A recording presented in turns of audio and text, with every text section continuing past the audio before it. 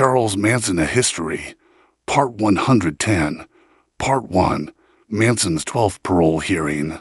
On April 11, 2012, Charles Manson was once again denied parole at his 12th hearing.